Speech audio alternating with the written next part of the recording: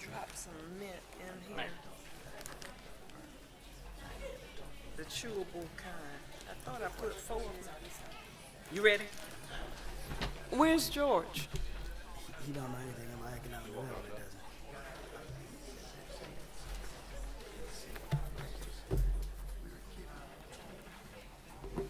he? Okay, we're gonna get started.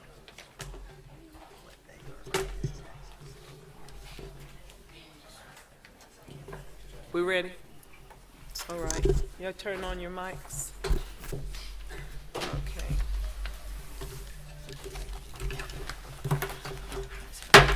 All right, we have called this meeting into session.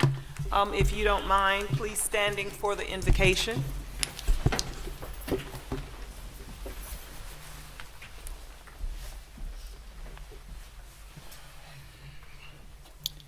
Heavenly Father, we thank you for the opportunity to gather in service for this community. As we approach Memorial Day, we honor and remember the brave men and women who've given their lives in service to our nation. We pray for the families who carried both pride and sacrifice in their hearts. And we ask that we never forget the cost of freedom.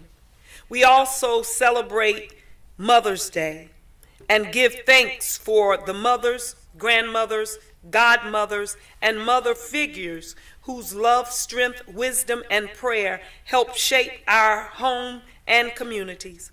Lord, guide this council with wisdom, unity, and compassion.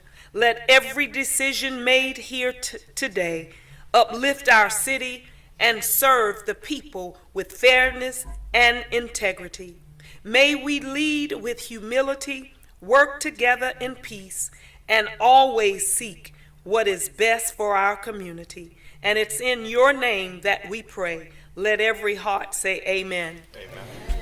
Please join us in the Pledge of Allegiance. I pledge allegiance to the flag of the United States of America and to the republic for which it stands, one nation, under God, indivisible, with liberty and justice for all.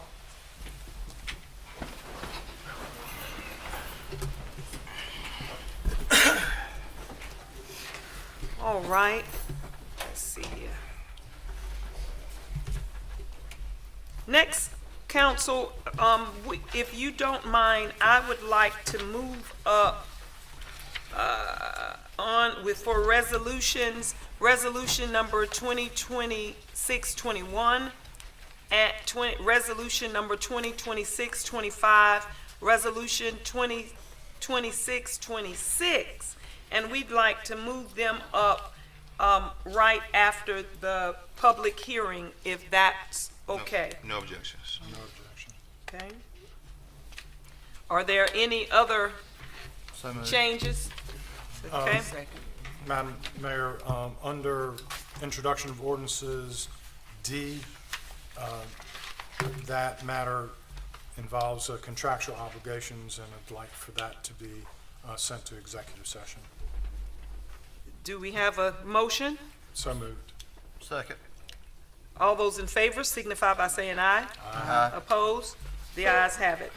Thank you. Okay, so we will have approval of minutes. April 13th, 2026, our regular meeting. What say ye? So moved. Second.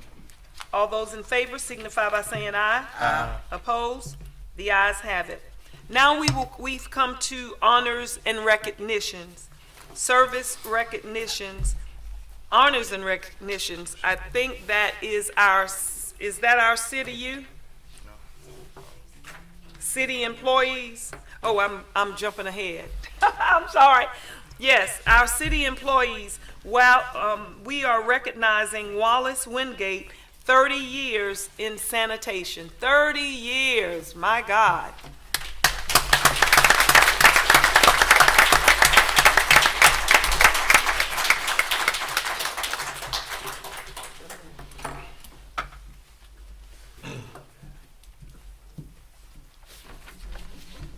Good afternoon.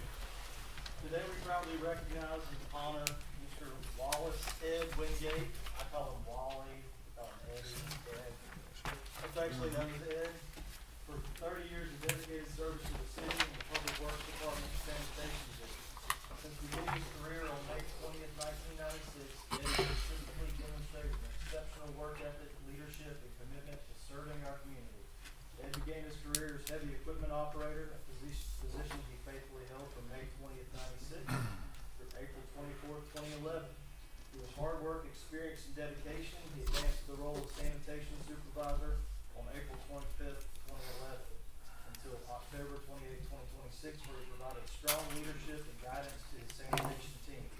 Since October 29, 2016, Ed has served as sanitation coordinator, continuing to play a vital role in the daily operations and success of the sanitation division.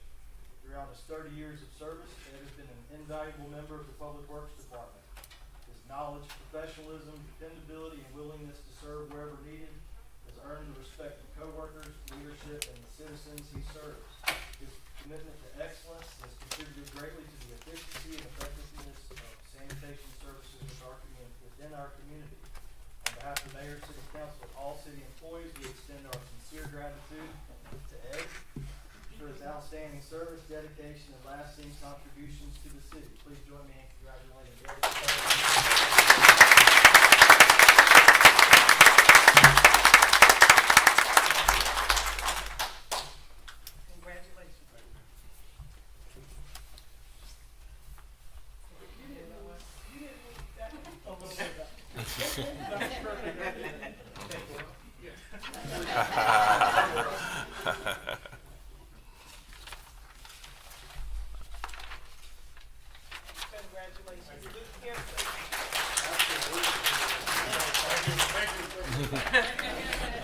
Madam Mayor, Robert Woodbury, 15 years Parks, Recreation, and Tourism is next.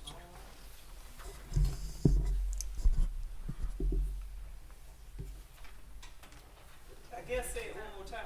He's not gonna be here. Oh, the next one. That's why I scratched. Oh, Dan. Next is Stacy Watts, 10 years, Police Department.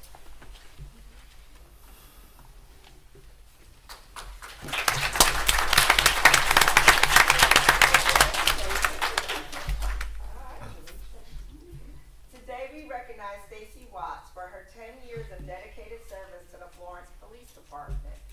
Stacy began her career with the department in 2016 in a telecommunications unit on a night shift. She managed non-emergency calls and supported officers with report verifications, warrant checks, and after-hours bond payments. In 2017, Stacy moved to the records unit, where she oversaw report quality control, ensured compliance with state and federal reporting regulations, and trained officers on updates and changes. Soon after, Stacy trained as an assistant agency terminal coordinator, supporting department compliance with criminal justice systems access requirements. Stacy expanded her expertise within the Administrative Services Unit, and in January of 2025 was promoted to Administrative Services Supervisor. She now leads the Administrative Services Specialist in both the Telecommunications and Records Unit. These units assist the public with non-emergency calls, record requests, and departmental correspondence, and ensures the department complies with state and federal reporting guidelines.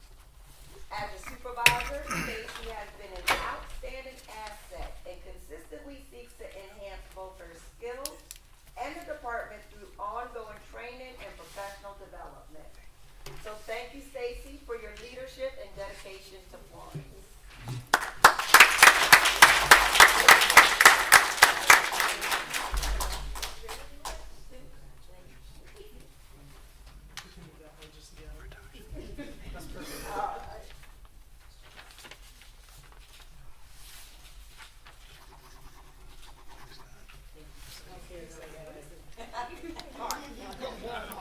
You want to say anything?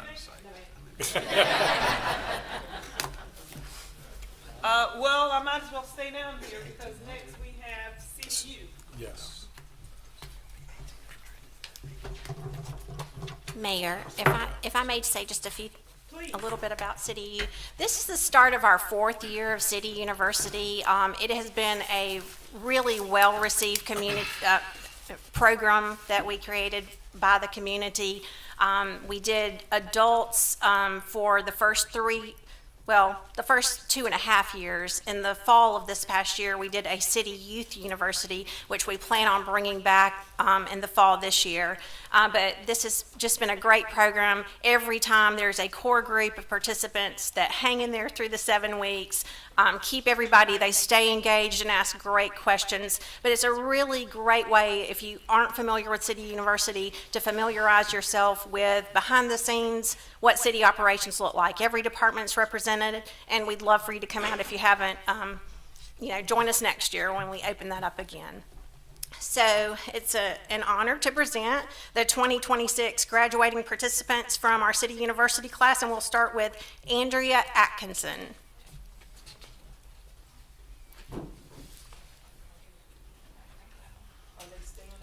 If everybody will just stay up here and we'll do a class picture at the end, please. Not one each, all together. Right. Diamond Boatwright.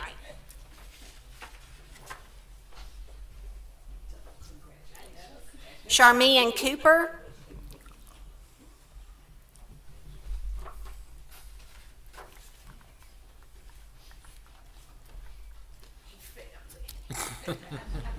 Rochelle Joyner Hainsworth.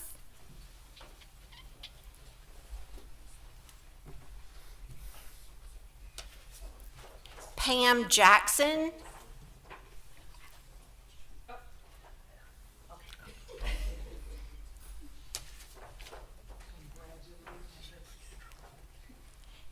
Erica James.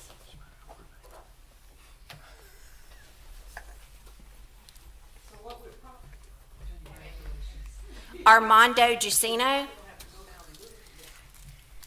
then y'all have to give me the shoulder like this, so you'll take up less space. Patricia Giussino.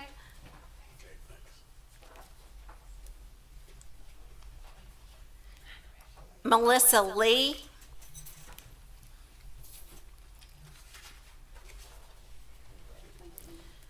Juana Martin.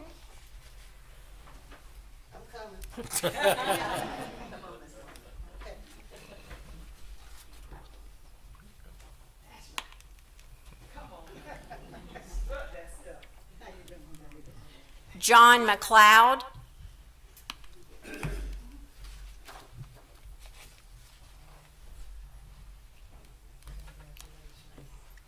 Melissa O'Shea.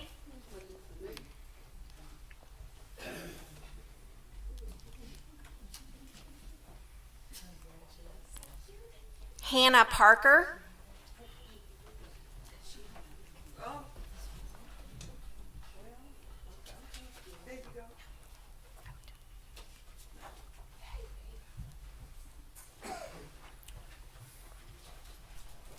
Tamiki Aquilin.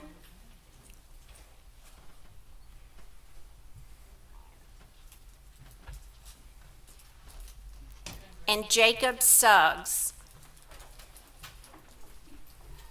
And this is our 2026 City University graduates for spring session. Oh, we missed one. Tiffany Curse. I apologize, Tiffany. Tiffany Curse. That was my fault. So we got to find a way to squeeze in. So that's why I was saying you can't stand straight, you got to stand with your shoulder. You're right, like, just like that. Let's do that, yeah. There you go, there you go, there you go. You turn here and you step right there, because I'm gonna get in the middle. There you go, right there, right there, right there. Go back. That's really awesome. Yeah. That's a good rate. And you come up, and there you go. There we go.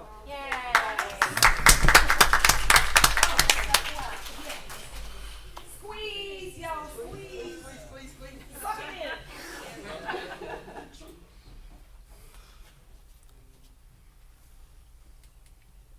All right.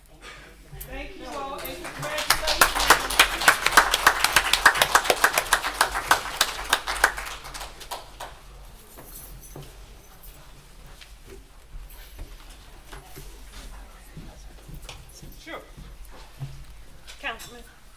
I just want to say, I want to thank the staff for putting this together. In the time that I've been on council, I've seen the number of participants and graduates grow, and one of the biggest things I think affecting our community is, one, apathy and just lack of knowledge about what happens on city council, how it impacts you and impacts your businesses and your quality of life. And so I thank the participants for giving of your time, and definitely thank the staff for putting this together and promoting it, because this is, y'all are the people that are really going to change this community by getting an understanding of how the city works and the different aspects. And so thank y'all very much. Greatly appreciate it. Thank you. Council, next we will have our public hearing. The public hearing will be held to receive input on the City of Florence fiscal year budget 2026-2027.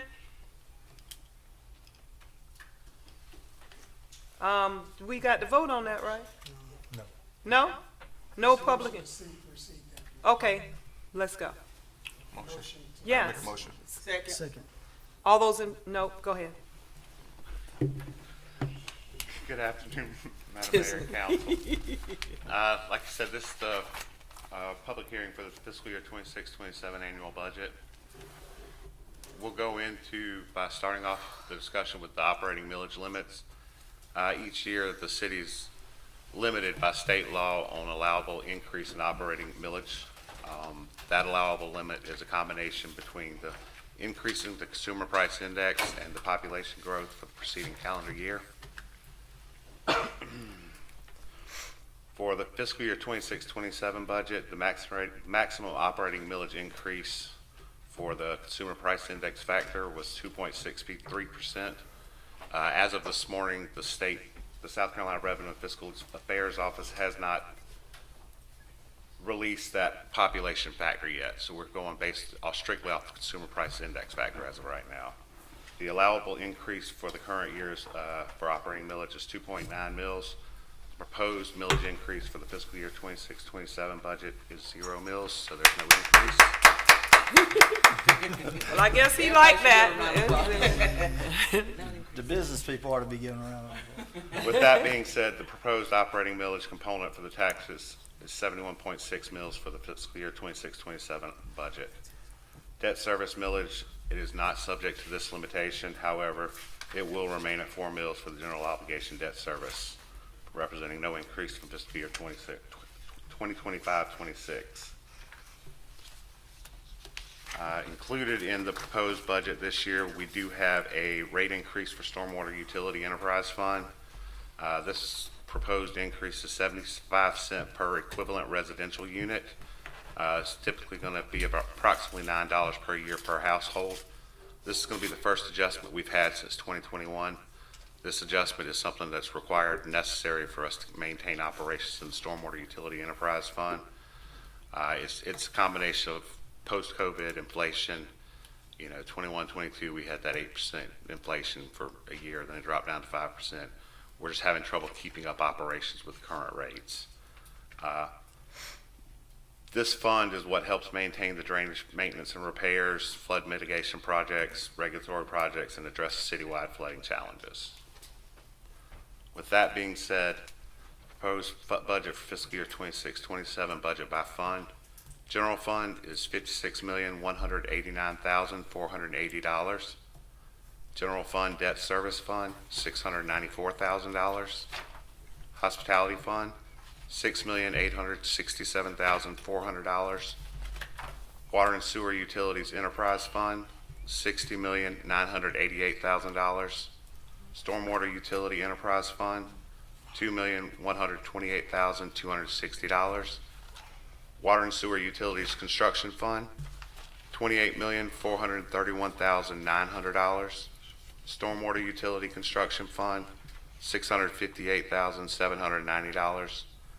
Water and sewer utilities equipment replacement fund, $1,820,000. Stormwater equipment replacement fund, $217,580. Total of all funds, $157,995,410.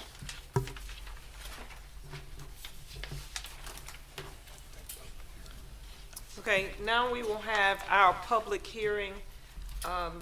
We have signed up Steve Powell's, and then we have Judy. So if you would come at this time to speak.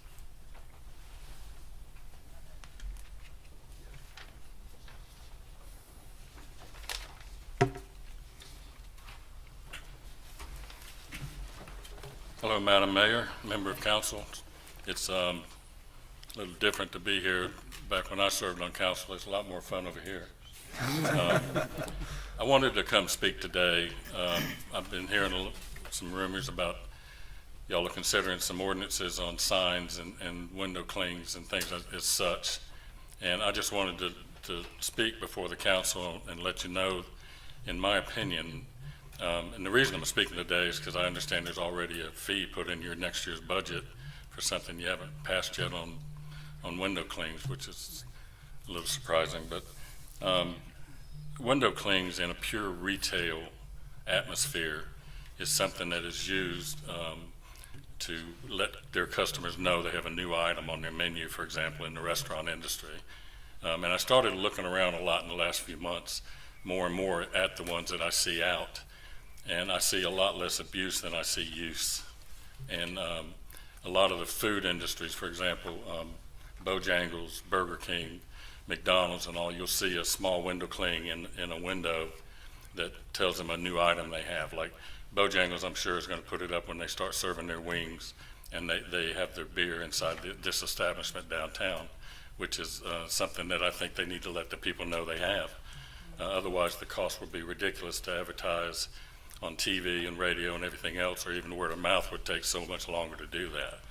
They're done in mostly a tasteful manner, and to be totally 100% upfront, I do some window clings. I don't do, I have a philosophy of my own. I don't do it where I cover the entire locations. I don't agree with that.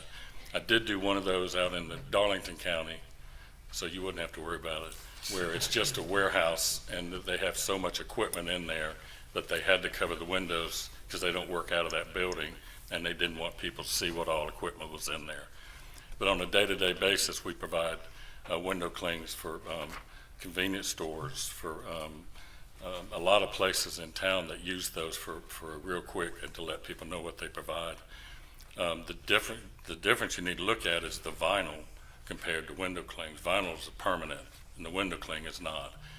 And even at night, driving down the road, if a place is covered up with window clings, the lights on the inside, you can see right through them. So it's not, the security issue is not there in the evenings on that type material. It generally runs between $6, $8, $10 a square foot, depending on if you're putting them up. So to put a license fee on top of each one of those, which could change pretty quickly in certain locations. And one of the big users of those is the state lottery. The South Carolina State Lottery provides all those to convenience stores, and I'm sure they charge them a pretty good fee for them. But the stores put those up to announce the different changes each week on what the lottery is running. So I would caution council as to when you get into this, maybe let some people from the industry that or have seen the use, or at true retail establishments, which people walking in buying cups and koozies and different things like that need to work with you and have some input on this.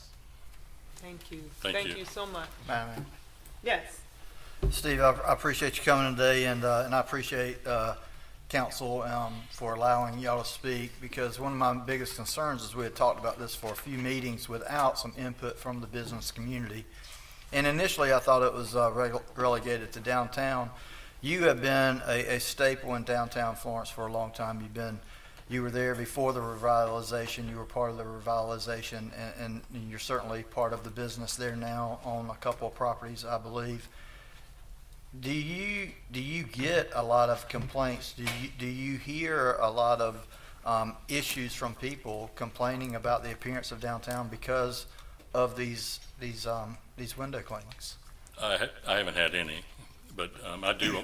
My wife and I own 5 properties downtown, and one of them is the new Bojangles, and we work very hard on getting that here and to become a part of the downtown. So I don't see any abuse on that. I have seen in some strip malls, somebody that puts it up on the entire windows. And I'm on design review board, so we've actually had one of those come before the design review board for approval. It was pretty cartoony looking. It wasn't one we were contracted to do, and I spoke up and kind of stopped it and asked him to work with Jerry and staff to redo that. And I believe Dr. John Keith even talked to him about, instead of putting up all that window cling, why don't we do some window tinting on a couple of those windows, which is fine. But I think the main thing I have wrong with it is if you charge somebody every time they put one up, they're going to have to get a $25 license. I mean, if it's something that Bojangles changes 4 times in a month, that's $100 right there off their profit bringing in the new item. It just doesn't seem realistic. And well, and that's the first time that I've heard that mentioned too. So there is a process. There was some type of vehicle or process through the design review board where if there was an issue that y'all were able to address it, that's currently on the books. I have never had a problem speaking up, Brian, and, as you know. And as soon as I saw it, and I brought it up in the public that, I do some window clings. I don't do a lot of them, but I don't go out and push it either, because I don't think it's something that should be on every window in the entire front of a building like you see in some of the big cities. But if I spoke up and got the rest of the board to postpone that and work with staff on doing something else for those windows. The sad part is it's already up on the windows from an earlier time, and I don't know if they should have come before design review board for that before I was on design review board. I was on the first design review board ever set up before I ran for council, and that was a great board. I mean, that board was really by the design guidelines that were passed, and we need to get back to that with some of the appointments out there for these that, political. I know it's all political, but appoint the right people. We had Cedric Brigman Swoles on that board, who owned the downtown barbershop for many years, a dear friend of mine, and I was the one that got him appointed. When they started asking me who should be on it, I was giving them all these names, and then the last one they put me on it. So, But that was a content issue. That wasn't a space. That wasn't a 25%, 50%, 100%. That was a content issue that y'all addressed with the design review board. this one was content and the entire front. And they wanted to do it, they don't work out of there as much either. They didn't want people to see what equipment was in there. Right. And they said they had vagrants sleeping inside their fence. But the main thing is you had a mechanism, there was a path for that to be addressed without any new ordinance being proposed or implemented or anything. That was addressed, that was brought up, that was mitigated, and you were able to move forward. Yes, and another one, 2 weeks later, or 2 months later, we had somebody came in wanting to put up 50 square foot signs on the side of a building, and we addressed that. They said they had measured the Hyatt, and it was the same size. And I brought up to them, well, your building's not big as the Hyatt Hotel, so, in proportion, it needs to be a smaller sign. So I think you need to have the input from your boards like this and let them handle some of this with the right ordinances in place. But I'm not one for any charging any businesses anymore than they're paying already. It's hard enough in this day and time for a business to be successful. Luckily, we have, and Bojangles has, and so is some of the other people here today to speak about it. But we don't need to put more legislation or more handcuffs on people in business. We need to let them function. We need to help them.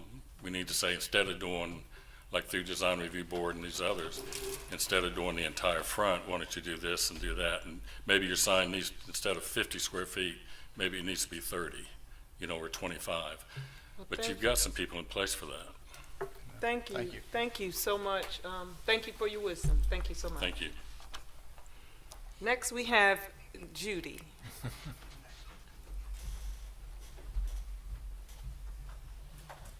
Hi, I'm Judy, and I represent Bojangles. We are a franchise, and we are thrilled to be here in downtown Florence, as well as Florence community as large. We are the largest Black-owned franchise in Bojangles history. 5 years ago, we had 17 locations, and we are currently operating 25, and 26 is coming next end of this month, actually.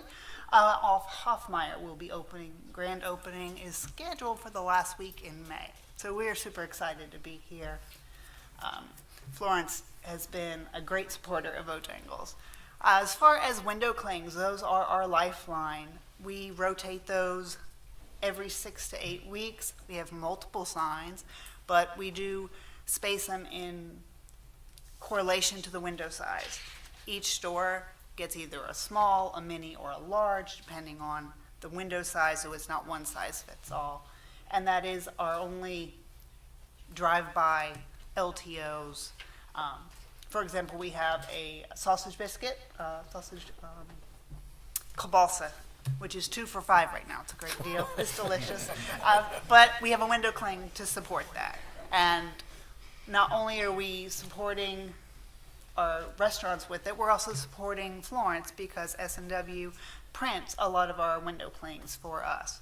And they're great. Not only are they printing ours in Florence, but they are also printing our whole footprint. So they're going to be having 26 window clings, or 26 stores to print window clings for. So we're excited, and eventually we are going to get beer and wine. Don't know when. Yes. Thank you so much. Oh, thank you. Anybody else? Okay, thank you. Thank you so much. Now, next, do we vote on that? Yes, we do. No? Close the public hearing. We close the public hearing, that's what we do. So we bring this public hearing to a close, to move to our next public hearing, and it will be held to receive input on allocation of Community Development Block Grant Fund awarded from the United States Department of Housing and Urban Development. What say ye? Thank you, Mayor. What say ye? So moved. Second. Now, Thank you, Mayor. We do receive an annual allotment through the Community Development Block Grant Program. These are federal funds that are administered throughout the country to different communities, and they meet 3 national objectives. To benefit low and moderate income persons, to aid in the prevention or elimination of slum or blights, and to meet a need having a particular urgency within the community. And this year's allotment was a total of $352,512, just pennies compared to what you guys just looked at, but nonetheless, it goes to good use in our community. The proposed budget for the 26-27 fiscal year is planning and administration, $70,000, emergency rehabilitation, $132,010, down payment assistance, $100,000, $30,000 to My Brother's Keeper, $10,000 to the Florence Senior Center to use in their Meals on Wheels program, and $10,000 to the Florence Boys and Girls Club. And this concludes staff's report. thank you so much. That is public hearing. Do we need, is there anyone here to speak on it? No one has signed up. So thank you. Thank you so much. So now we will bring this public hearing to a close. We will move on to our resolutions. We have 3 resolutions that will move up. Resolution number 2026-21, a resolution to proclaim May as Small Business Month in the city of Florence. So moved. Second. Second, okay. And did we vote on that? Okay, go ahead. Thank you, Mayor and Council. Resolution number 2026-21 is sponsored by Councilman McCall. Again, a resolution to proclaim May as a Small Business Month in the city of Florence. Whereas small businesses are the backbone of the local economy and play a vital role in creating jobs, driving innovation, and enhancing the quality of life in the city of Florence. And whereas small businesses contribute significantly to the economic vitality of Florence by providing goods and services, supporting community initiatives, and fostering a sense of local identity. And whereas the City of Florence recognizes the dedication, resilience, and entrepreneurial spirit of small business owners and their employees who work tirelessly to serve our community. And whereas supporting small businesses helps promote economic growth, strengthen neighborhoods, and ensure a diverse and thriving local economy. And whereas the month of May provides an opportunity to celebrate and promote the importance of small businesses and to encourage residents to support local enterprises.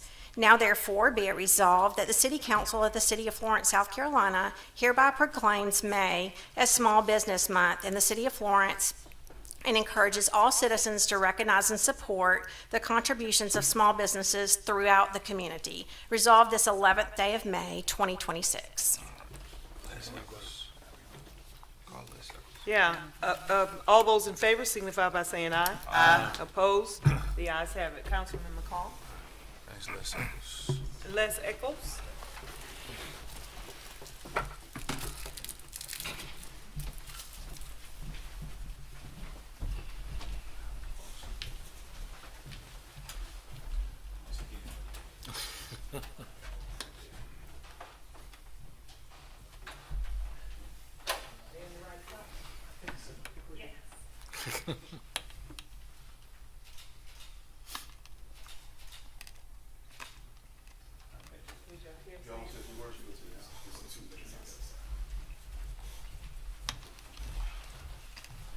First of all, thank you, Mayor and Council, for entertaining our Small Business of the Month, Small Business Month proclamation.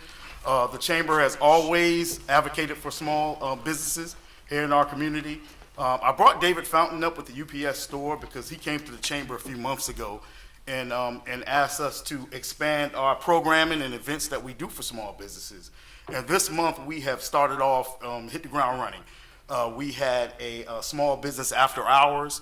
We had a small business boot camp in partnership with Benedict College. And we have also a small business success summit coming up at Honda on May 19th. So again, thank you, David, and your team for all you have brought to the Chamber. Again, thank you, Mayor and Council, and thank all our small businesses in the community and all those who support them. Thank you. Thank you so much. Is the West Florence girls here? West Florence girls. Next, council, we will have resolution number 2026-25. It's a resolution of recognition for the West Florence High School girls tennis team for winning the 2025 SCHSL 5A Division II State Championship. So moved. Second. All right. Resolution number 2026-25 is sponsored by Mayor Pro Tem Bailey. Whereas the West Florence High School girls tennis team achieved a historic milestone by winning the 2025 South Carolina High School League Class 5A Division II State Championship. And whereas this victory marks the first state championship in the program's history, representing the culmination of years of dedication, perseverance, and steady improvement. And whereas under the leadership of head coach Abby Sullivan, the team demonstrated unwavering determination throughout the season, finishing with an outstanding 23-1 record. And whereas after falling short in the lower state finals in each of the previous 2 seasons, the team remained committed to their goal, embodying resilience and teamwork to reach the pinnacle of success. And whereas the Knights secured the state championship with a 4-2 victory over TL Hanna, I have to just throw this in. I'm really excited about that because I spent a lot of time at TL Hanna on the tennis courts in the 80s playing against TL Hanna. So way to go, Knights. At the Casey Tennis Center, showcasing their skill, composure, and competitive spirit. And whereas through hard work and determination, these student athletes have proven themselves state champions and serve as a positive role model for area youth. Now therefore be it resolved that the City Council of the City of Florence, South Carolina hereby recognizes and commends the West Florence High School girls tennis team for their outstanding achievement in winning the 2025 SCHSL 5A Division II State Championship. Resolved this 11th day of May, 2026. All those in favor signify by saying aye. Aye. Opposed? The ayes have it. Councilman Jabali? Okay, thank you. Ladies, will you come forward, please?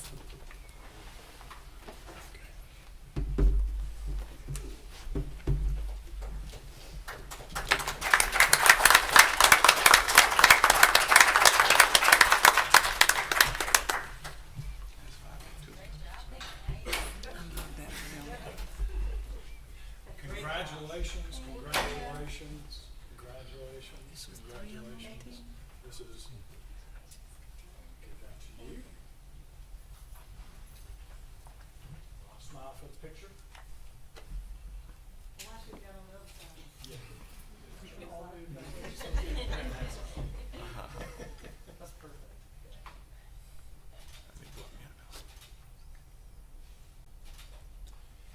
If I may, before y'all leave, as a graduate of West Florence High School, and it was not a recent graduate of West Florence High School, but as the first graduating class, 1974, from, look at those eyes light up.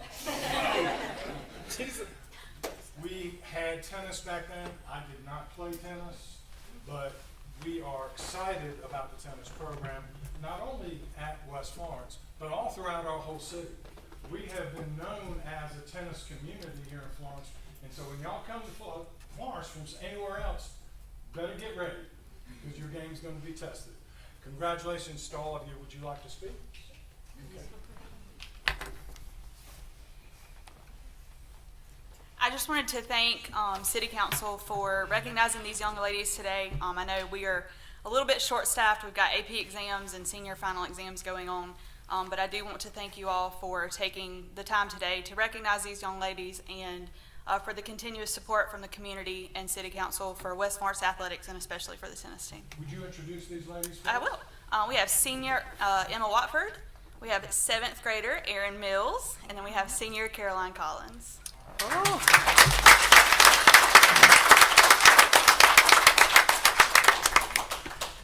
Congratulations. Congratulations. Council, next we will have resolution number 2026-26, a resolution recognizing May 24th, 2026 as Gray Day in the city of Florence in recognition of brain cancer awareness. What say ye? Motion. Second. Okay. Resolution 2026-26 is sponsored by Mayor Barnes. Whereas brain cancer affects millions of individuals each year, including those previously diagnosed and the thousands who receive a new diagnosis annually. And whereas the brain serves as the control center of the human body, and without healthy brain tissue, the body cannot properly function or perform essential daily activities. And whereas there is a critical need to increase awareness, advocacy, and support for brain cancer, one of the fastest growing and most prevalent forms of cancer, yet among the least funded for research. And whereas brain cancer has historically received less attention and research funding compared to many other forms of cancer, underscoring the importance of initiatives that promote education, awareness, and support for those impacted. And whereas recognizing this day serves as a meaningful step toward raising awareness, encouraging advocacy, and supporting individuals and families affected by brain cancer. Now therefore be it resolved by the City Council of the City of Florence, South Carolina, that May 24th, 2026 shall be named Gray Day in the City of Florence, South Carolina, to promote awareness of brain tumors and brain cancer, to encourage advocacy, and to foster greater understanding and support for those affected by this devastating disease. Resolved this 11th day of May, 2026. What say ye? Aye. Oh, all those in favor signify by saying aye. Aye. Opposed? The ayes have it. You come forward. Thank you.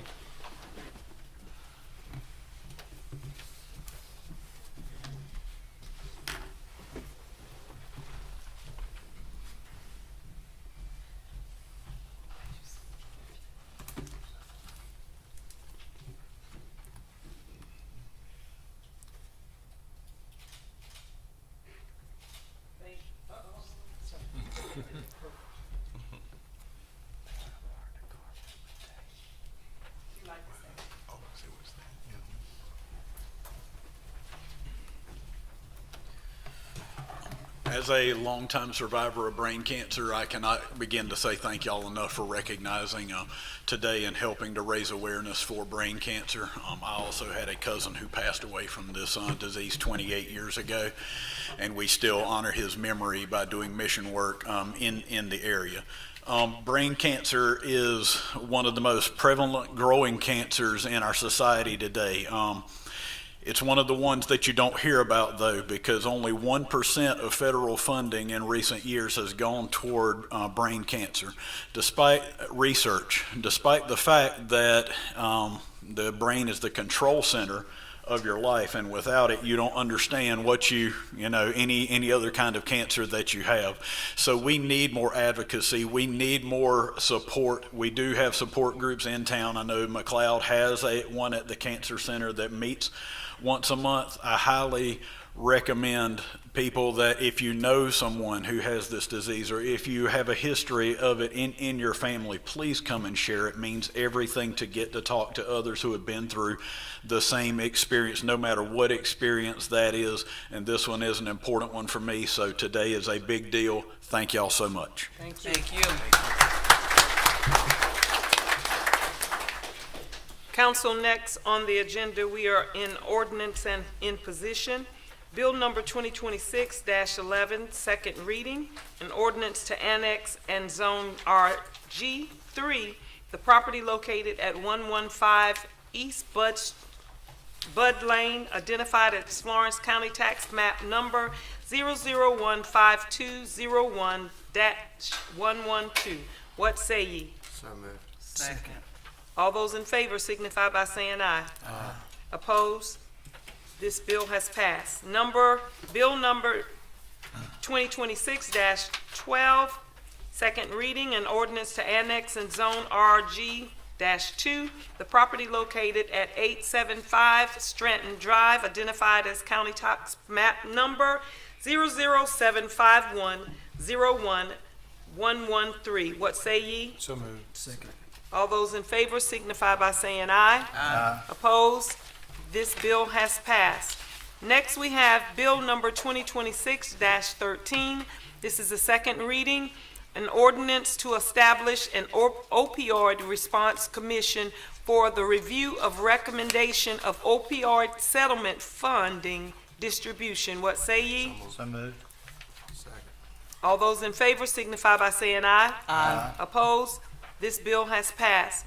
Next, we have Bill number 2026-14. This is the second reading, an ordinance to amend the declining rate schedule for business license effective January 1, 2027. What say ye? Motion. Second. Madam Mayor? Yes. Since we got some people from the business community here, could we get the finance department just educate them on that real quick? Okay. Or So, just show them where they could get some information on that? okay, Glenn, could you come up for a minute, please?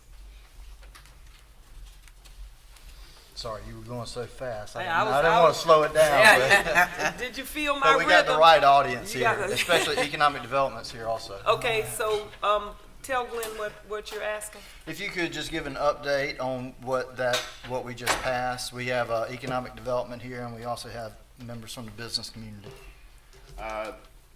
This amendment to the declining rate schedule, we're essentially setting our declining rates to be more in line with those rates across the state. The Municipal Association, they passed helped pass Act 176 in 2021, and they had a guideline framework for a declining rate schedule. The City of Florence at that time did not adopt that framework. We had a very aggressive declining rate schedule where we were topping out at $20 million with a 10% rate for any businesses with over $20 million in revenues reported gross income. The Municipal Association recommended we do increments of $1 million with a declining rate of 90%, 80%, 75, 65%. We've kind of went through a hybrid method. We want to keep our small businesses protected here and give them some benefits and some encouragement to stay and maintain business here in the City of Florence. Our declining rate bracket here, the declining rate is 60% at $7 million, Again, across most states, I mean, most municipalities here in the city, the declining rate drops off at around 4 million. So we bumped up that rate just a little bit here. Is that kind of what you wanted to hear? Yeah, and the big box locations that were paying, that brought in over 20 million in revenues, were paying 10% of the business rate. Yeah. And now we put more of the, Small business was carrying the bulk of the tax, the business license burden here in the city. so we flipped it, basically, flipped it upside down to protect small business and to have bigger businesses share their portion of the tax burden. Okay? That's a good thing. Thank you so much, Glenn. All right. Okay. No. Did we vote? No, motion second. Okay, so all in favor signify by saying aye. Aye. Opposed? The ayes have it. Next, we go to introduction of ordinance. No, I only got one more. That was executive session. Where? 15, you said 14. Oh, we still have 15 to do. I'm sorry. Next, we have Bill number 2026-15. It's a second reading. It's an ordinance to amend the budget of the City of Florence, South Carolina for fiscal year beginning in July 1, 2025 and ending June 30th, 2026. So moved. Second. All those in favor signify by saying aye. Aye. Opposed? The ayes have it. Now we move to introduction of ordinance. This is Bill number 2026-16, and this is a first reading. An ordinance to amend the budget of the City of Florence, South Carolina for the fiscal year beginning July 1, 2025 and ending in June 30th, 2026. What say ye? So moved. Second.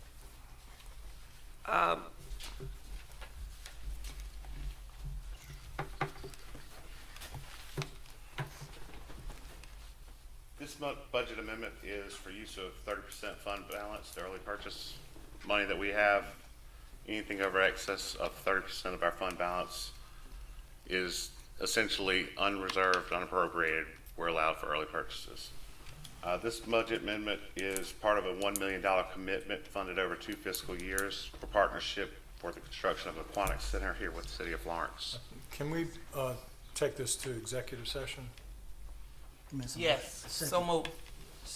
Well, that was quick. Okay, all those in favor signify by saying aye. Aye. Opposed? The ayes have it. It's moving. All right, next we will have Bill number 2026-17. That's the first reading. This will also be discussed in executive session, an ordinance to organizing the execution of amendment to extend the lease agreement between the City of Florence and the PD Healthy Start, which will move to executive session. Next, we will have Bill number 2026-18. This is a first reading. An ordinance to amend the budget of the City of Florence, South Carolina fiscal year beginning July 1, 2025 and ending in June 30th, 2026. So moved. Second. Glenn? This budget amendment will add $2 million from an earmark for the City of Florence for the Historic Carolina Theater renovation project. These funds are administered through the state of South Carolina, the South Carolina Department of Archives and History. These funds were earmarked, I believe, in 24-25.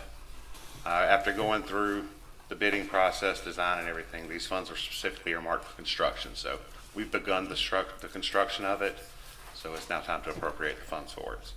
So it'll be $2 million added to the budget for the fiscal year 25-26 budget. Okay.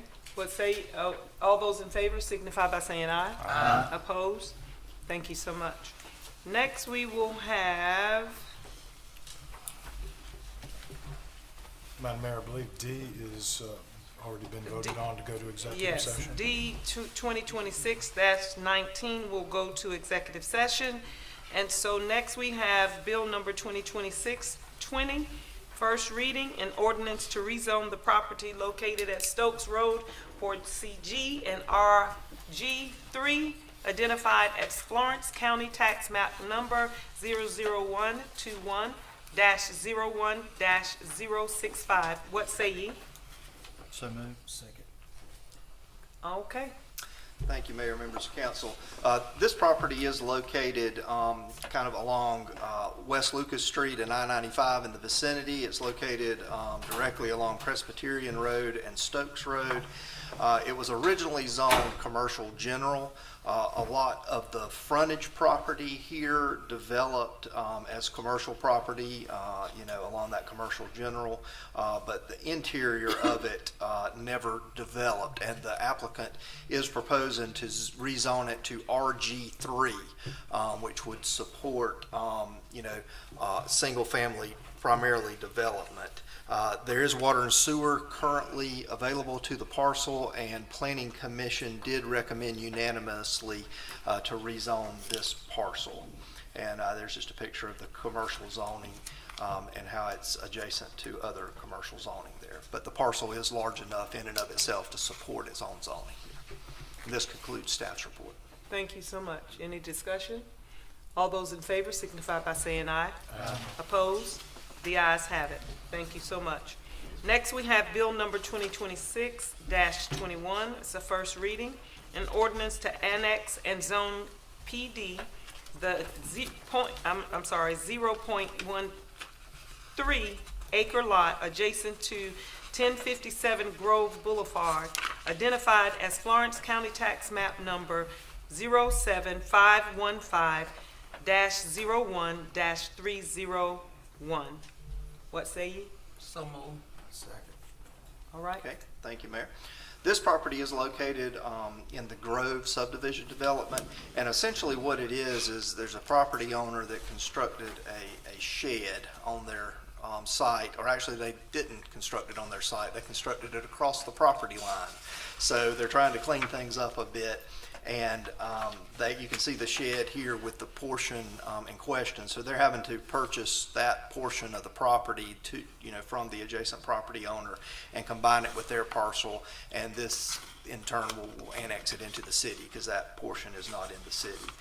And here's a plat showing how they want to combine it once it's all said and done. So Planning Commission again did recommend this zoning. It would assume the planned development zoning just as the property that is joining is. This concludes staff's report. Thank you so much. Any discussion? All those in favor signify by saying aye. Aye. Opposed? The ayes have it. Next, we have Bill number 2026-22. This also will move to executive session. Then we have Bill number 2026-23, a first reading that will also move to executive session. Got a lot going on in executive session. Then next we move to Bill number 2026-24. It's a first reading, a series ordinance organizing water and sewage system revenue, borrowing and approval of state revolving fund loan for the infrastructure improvements and other matters related thereto. What say ye? So moved. Second. Good afternoon, Madam Mayor and Council. This SRF funding will be for $6 million for a combination of $4 million to go through the PFAS study phase 2 at surface water, and an additional $2 million for lead and copper service line replacement within our distribution system. All right. Any questions? All those in favor signify by saying aye. Aye. Opposed? The ayes have it. All right. Thank you so much. Now we move to introduction to resolutions.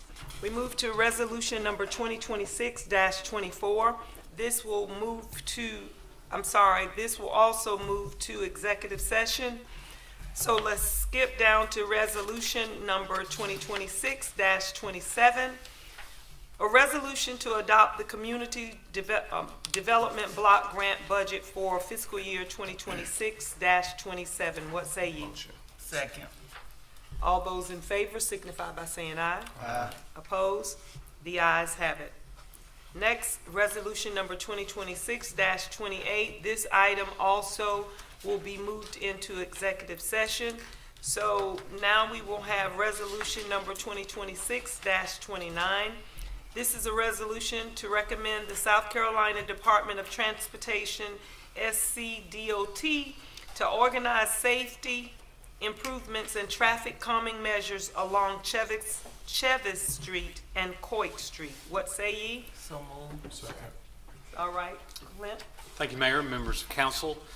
This is a resolution to recommend to the South Carolina Department of Transportation City Council's authorization to implement traffic calming measures and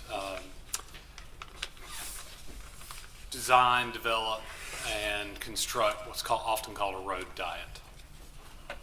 This is an image demonstrating some of the improvements. So right now, Chevis Street is currently a 4-lane road with parking on the side.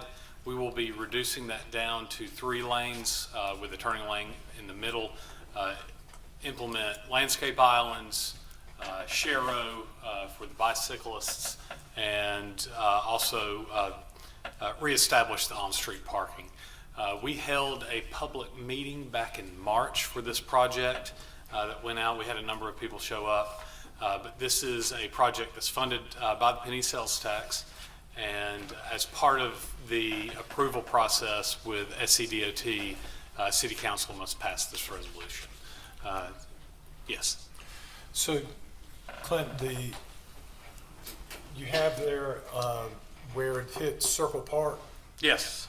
Yes. And it looks like it's going to change the intersection going to King and Gregg as well. That's right. Currently, let me see if I can get the mouse to pull up here. Currently, the Cooker Street kind of just goes straight through here. There's not a lot of traffic control. It's very haphazard kind of out there, and especially with the redevelopment of the Circle School site with the new medical school consortium. We do anticipate, obviously, there being a need to help control that. So we are staying within the right-of-way that's currently there. We're just altering how it ties in to Gregg and King at that circle. So you'll come to a stop, whereas now you kind of just creep out and make your way through, really. But there's no change that's going to be needed in terms of private property for this. That's right. Yes. Yes. No. We're working within the boundaries of the right-of-way. We're not having to purchase any right-of-way or anything like that. So. And it'll run from Circle School at Circle Park over there, where the new medical school is going, at King and Gregg on the west side, and it'll run how far down Chevis Street? It will go all the way to Dargan Street. Okay. And with this project, outside of this scope that we're reviewing for resolution, is the construction. We're reworking some of the sidewalks within Maple Park, addressing some of the drainage concerns as well, and resurfacing that along that area. But because we're not altering the layout of those roadways, it's just this portion of Chevis Street. And you are keeping everything in place so we can keep doing Pecan Festival in Chevis, correct? Yes, yes, no Thank you interruption. very much. No interruption. Anyone else? All those in favor signify by saying aye. Aye. Opposed? The ayes have it. Thank you. Next, we have resolution number 2026-30, a resolution authorizing and approving the acceptance of loan assistance monies from the State Revolving Fund Drinking Water Project to fund the replacement of lead and copper service lines and other matters related thereto. What say ye? So moved. Again, Madam Mayor and Council, this goes along with the ordinance that Council just passed for the additional $2 million. Council passed the $4 million for PFAS during last month's council meeting, so this allows us to continue forward with that process of the State Revolving Fund for drinking water quality. Great, great. All those in favor signify by saying aye. Aye. Opposed? Thank you so much. Now we will move, appointments and boards will be in executive session. Then we will move to our utilities update.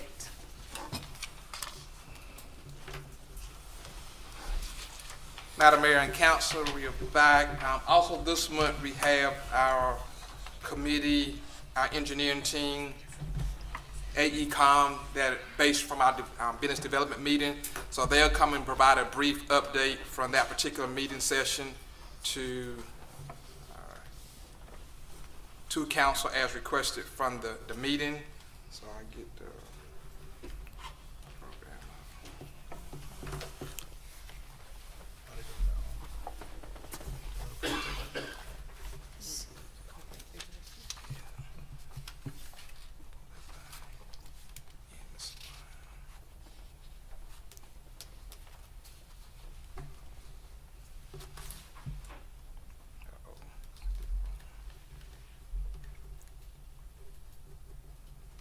Okay. All right. So we have Michael Henry and Ryan Kieran, our engineers from Kieran Ryan, I'm sorry, I got his name backwards, from AECOM. So I'll let them handle this portion of it. And if council have any questions during the duration of the process, we'll be glad to assist. So Mr. Henry and Mr. Kieran. Thank you, Michael. Thank you, Mayor and Council. Thank you for this opportunity. You know how those Southern names are with two first ones. We're happy to have Kieran.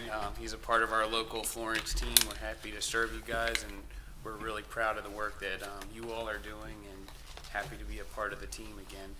We'll try and make this super brief, even though we have 42 slides. We understand only about 15 minutes of it. It's like the average attention span, but we're going to break it up and hopefully make it fun. We've broken this update into the 3 utilities that we're helping you with: water, sewer, and stormwater. I like it to be kind of interactive, so you can stop and ask me questions along the way, but again, being brief, maybe stop at water, I'll ask for questions, we'll have some checkpoints along the way. So, without further ado, we summarize these projects around your city service area, also your franchise area here. These are the water-related projects, and we'll take a look at what you've done in the past 12 months, and then kind of looking forward what you plan to do in the next 12 months. And so these are just some pins here that don't make sense, but hopefully they're about to. So the skip projects, as you'll see here in your update, you've got your heading of the project name and then its status. This is a project that's completed.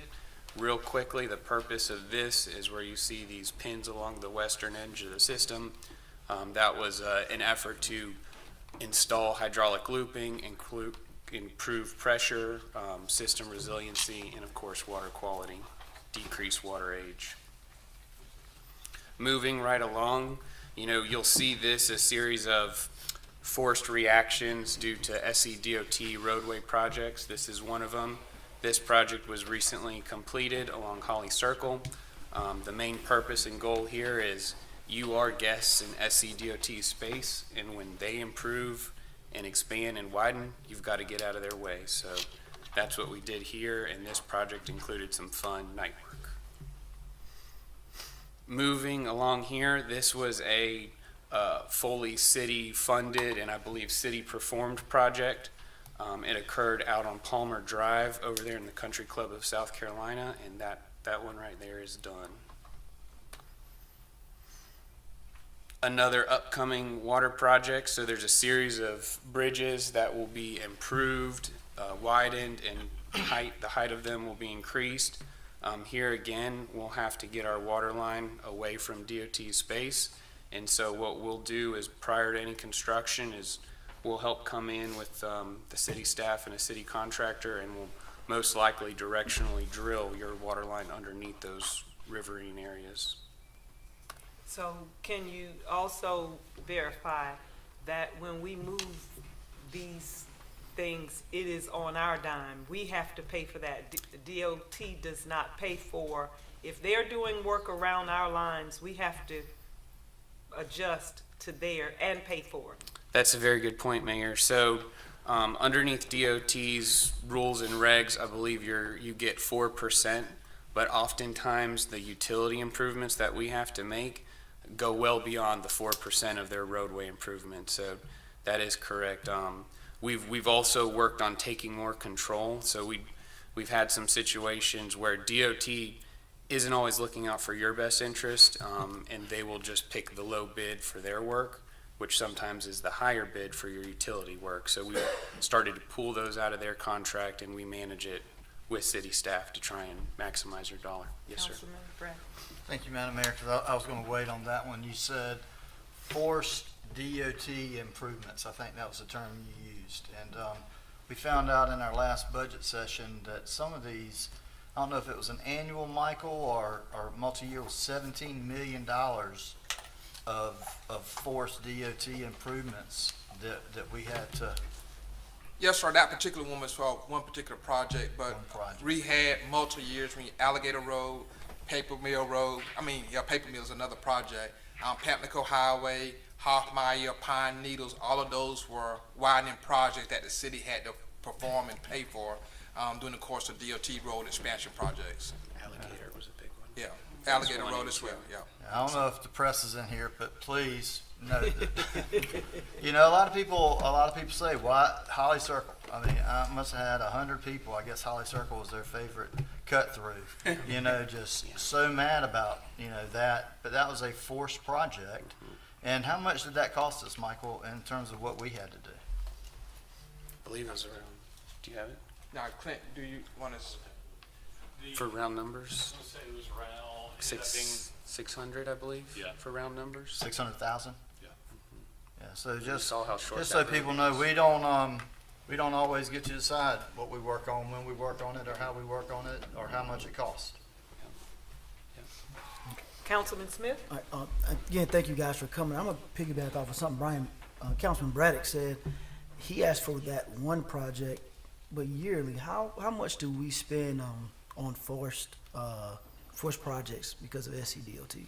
It's certainly increasing. So like right now, we covered what we worked on this past year, which was Paper Mill, both water and sewer, Holly Circle, and then we already know upcoming, we have 3 bridges coming up, and I'll hit those in this update as well, in addition to what else you got. And it really varies from year to year. Obviously, DOT's made a very large effort in their bridge replacements, which has a major impact on us. We saw that on Edisto.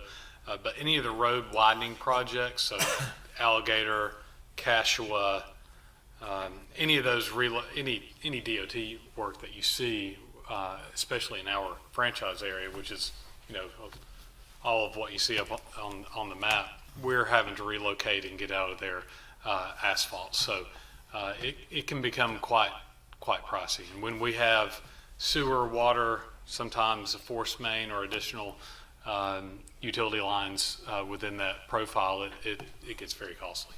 I know it's cost, what's the timeline, I won't say per project, but average timeline to fix their well, not for them to fix their problem. If we're doing a road widening, what's the average timeline for the line to be moved and actually be placed correctly again? Depending on the project, they will set a deadline, and it's for all utilities. Often, I mean, the Cashua Bridge over Jeffries Creek right at Second Loop, that will be coming up. You know, that's a very complicated for us just by itself. And so what they do, they evaluate that. They reach out to us after they've gotten the funding and say, hey, this is getting ready to happen, and you're kind of left with a big project up ahead of you. But they try to evaluate that to set a realistic goal before they set that deadline. Councilwoman Neesmith? And again, force means we have no choice, correct? That's correct. And so people always wonder, you know, why we have reserve or where our money going, and sometimes we have to put this towards these projects and make sure it's available. So I definitely want everybody to understand that, because they always think we have money to spend, but we have money to make sure that we are prepared for the projects that SCDOT requires or forces us to do. Yeah, for the last 10 to 15 years, we have a utility construction fund that we all go over every single year, and the intent of those funds are to improve our system. Mainly, we focus around the water utility system, looping lines, upsizing lines, working on our plants or something of that nature to improve water quality, pressure, all of those things.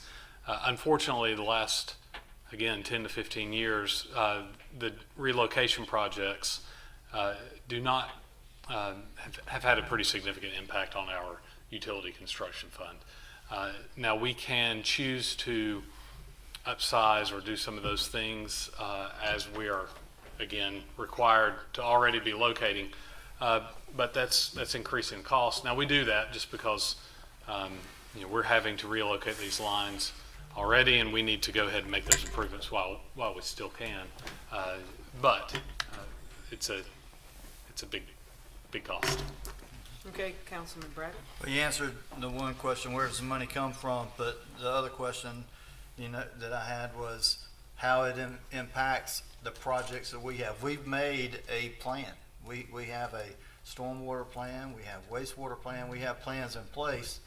And refresh my memory, and for the audience, sometimes when these forced DOT improvement projects, when they come to us, what's the timeline of notification, that we get to do that, to prepare for that? It's very short. Often we're having to get creative in how we address these issues. Often, it's coming and we're having to delay projects that we already have scheduled because we have to use those funds to address the DOT relocations. So it certainly has an impact. We often end up having to shelf projects for a couple of years so that we can do the DOT requirement. And then, as funds become available, we implement the projects that we really need to be doing based upon our master plan.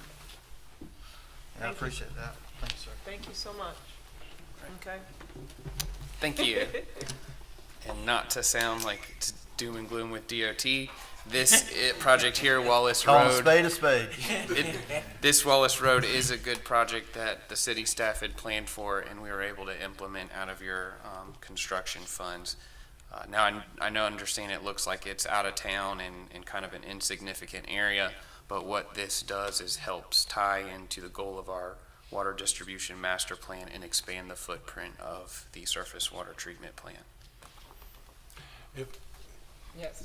If I may, let me just comment on that for a second, because I think it's really important, Michael. We have two different sources of water. We have the groundwater that comes from the 33 wells, and then we have the surface water treatment plant that's out at PD River. Commerce Park, yeah. And I think the goal is to tie the two systems together more thoroughly so that we'll have better integration. Correct. Yeah. And I think this is part of what you were just saying. This is a junction spot, if you will, where we can get better integration, where if one may be not producing like it needs to be, we can maintain our water pressure through the other source.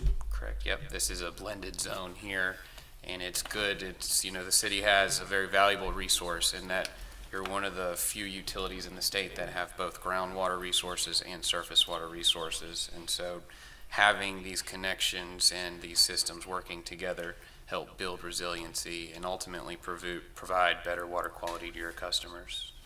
Thank you. So, yeah, thank you. Good question. Okay. Here we go. This was the DOT paper mill in East Cemetery. This is an area where DOT's wanted to do a roundabout. This project is completed, and this is just a few photos of the 12-inch water main that we had to relocate, and that is done. That was done this past month.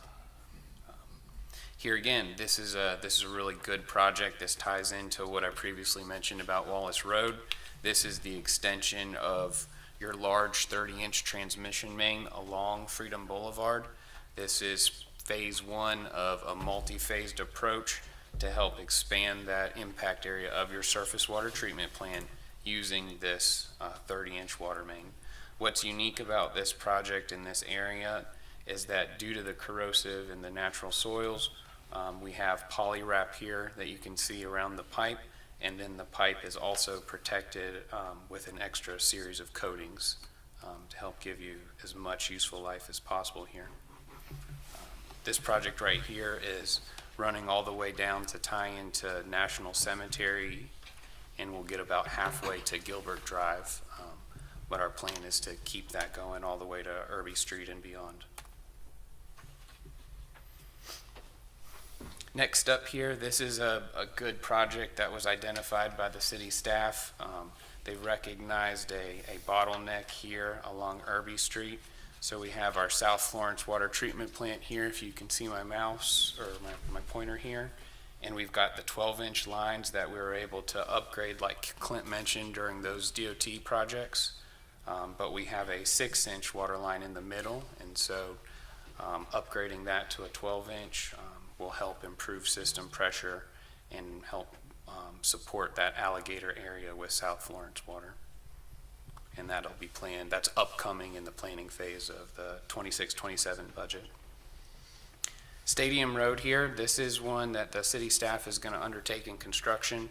We help them with both the design and the permitting, and that will go to construction this summer, most likely.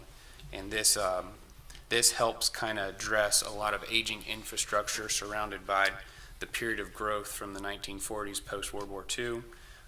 There's a bunch of water lines in a vacant wooded area that has a ton of breaks and just wreaks havoc on your O&M staff. Moving right along, I'll pass it over to Kieran to give you kind of a skip GE groundwater plant update. Yeah, sure. Afternoon, council members. Appreciate you guys' time today. Kind of talking about what Michael was picking off with. So of the 13 groundwater plants, the GE groundwater plant's been decommissioned since about 2016. So those skip funds were able to provide a full system rehab of that groundwater plant, starting with the wells, through the filters, and all the way through the high surface pumps and the elevated tank. What's really cool about this project is a conversion of the pH correction that they're using there, which is a dry bagged lime, and we're gonna do a lime slurry there. That's a 16,000 gallon day tank, and those can be able to fill up the other groundwater plants spread out throughout the city as well. It's really cool and a really good way of optimizing your pH correction instead of having operators dump in dry bagged lime and getting that all, caked up on them as well. And then heading into some of the SCADA improvements the city has been doing so far, all the elevated tanks currently right now are reporting SCADA, so you can easily go into that SCADA interface and check those tank levels and see how can we optimize tank filling and tank draining, getting that water out to distribution, and also making sure you have enough resiliency water in case of emergencies and filling. Yes, sir. Kieran, for the benefit of everybody, SCADA, if you would please let us know, that's the computerized model that allows someone sitting at a desk to monitor these 13 different water production facilities and to make sure that everything is coming out of those plants as it needs to be, and the goal being to hold down the discolored water as much as possible, so you have water quality, then you have water clarity. And I think this goes not to the water quality, because the quality of the water is fine, but you have discolored because of higher iron content. Mm-hmm. So if you could just speak briefly to that point so that everybody understands that distinction, please. Yeah, sure. So typically iron is found right now in the groundwater system comes in as a soluble iron. And so once that currently oxygen gets introduced to it, right now it's not discolored at all. Once that oxygen hits, that's when you see that orange water. And essentially what we're trying to do for the system is optimize removing those particulates from the iron that's making it orange.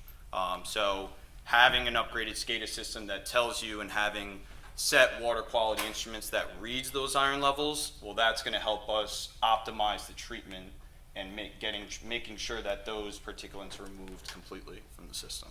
That's really, really important to everybody up here and to everybody out there. That is something that, and we just appreciate staff, and with the help of AE Conf Course, really leveling up on that and addressing those very important concerns. Mm-hmm. I interrupted you, so I'll let you continue. Thank you. No problem. Appreciate that. So all the elevated tanks are currently reporting, and this next slide kind of shows you what operators would typically see on a daily basis, where you can clearly see the tank levels, and you can actually have set points installed in there to optimize draining and filling that tank to make sure you have enough resiliency water for that system. And then also the groundwater treatment plants are very important to get those online too. So in the next slide, I'll show you, this is kind of the interface of each of those groundwater plants, and tying back to some of those water quality instruments that are currently there and we're installing. If you see under the filter sections, you see residual chlorine, pH, and then the bottom left, you see iron. So now we can have the ability to see just how much iron is leaving those groundwater plants and getting into the distribution system. And the goal is for each one of these groundwater plants all to have those capabilities, so that way we can optimize the treatment and make sure that doesn't get into the system. Yes, sir. Again, just to make sure everybody understands, the iron issue only is on the groundwater side, not on the surface water side. So when we're addressing this, we're addressing it through the groundwater production, half of it basically, as opposed to the surface water half. That's correct. Okay, thank you. All right, and then just continuing on along in conjunction with not only groundwater treatment plants, also ensuring that system pressure is also handled as well. So there are these solar units that are kind of scattered throughout the system, and these essentially read what your pressure is inside the line. So it's very critical for operators that they can now see this and see which lines are reading at low pressure, so they can get out there quicker and take care of that issue further. And what this can ultimately produce for us is a trendable graph over time, so that way when we start to identify some of those low pressure areas, well, how can we improve those from a long-term standpoint as well, and not just immediate action. And then also, Florence is also taking a great initiative to target, if that water does get into the iron contaminated water does get into the system, well, how do you get rid of it? Targeted flushing programs are very critical. Systematically flushing the clean source and getting that sediment, scouring that out and wasting that water so that way it doesn't make it to the actual customers itself. Very important for quick response for any type of water quality complaints that come about. They can take those steps to get that water out as quickly as possible. And then also asset management, replacing some of those old lines that are currently inside the city, testing or identifying how old those pipes are, the amount of pipes, and then getting a clear list of, okay, here are the amount of pipes that are this old, and then we can start to identify when we can start to replace those. Just getting a full list and understanding what exactly is underneath the ground, especially in some of those older city areas downtown as well. I think our Madam Mayor had before commented that there's 700 miles of pipe in the city. Is that about right? Sounds reasonable. What do you think, Michael? That's a lot of pipe. Oh, yeah. Now I'll hand it back over to Michael to talk about sewer as well. I did want to say before you go, Sure. For our customers, why it is so important for them to contact us when they see the brown water. Oftentimes they go on Facebook. We're not trying to say you can't go on Facebook, but if we can't identify the problem, we can't fix the problem. So please make sure that you contact us the minute you see this so that we could send someone out to actually see what the source is. Okay. All right. Thank you, Kieran. Moving along, right to the wastewater side. Has anybody been to the rail trail recently?